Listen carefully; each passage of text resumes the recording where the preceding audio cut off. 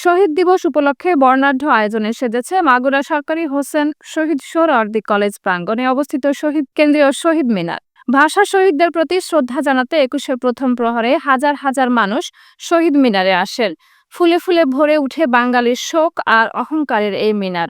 প্রতি বছর ২১শে প্রথম প্রহর রাত ১২টা ১ মিনিটে জেলা প্রশাসকের তরফ থেকে শ্রদ্ধা নিবেদনের মধ্য দিয়ে শুরু হয় শ্রদ্ধা জানানোর পর্ব।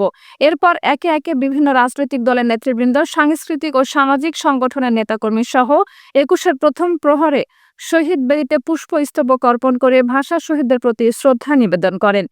এ সময় শ্রদ্ধা জানাতে আসেন জেলা প্রশাসক মোহাম্মদ ওয়াহিদুল ইসলাম, পুলিশ সুপার মিনা মাহমুদা, জেলা বিএনপি যুগ্ম আহ্বায়ক আক্তার হোসেন, মাগুরা প্রেস ক্লাবের সভাপতি সাইদুর রহমান, সাধারণ সম্পাদক শফিকুল ইসলাম শফিক এবং জেলার সরকারি বেসরকারি অফিসের কর্মকর্তা সহ সর্বস্তরের মানুষ। সাধারণ সম্পাদক শফিকুল ইসলাম শফিক এবং সর্বস্তরের মানুষ। ১৯৫২ সালের ২১শে ফেব্রুয়ারিতে বাংলা ভাষার দাবিতে রাস্তায় নেমে আসে মানুষ।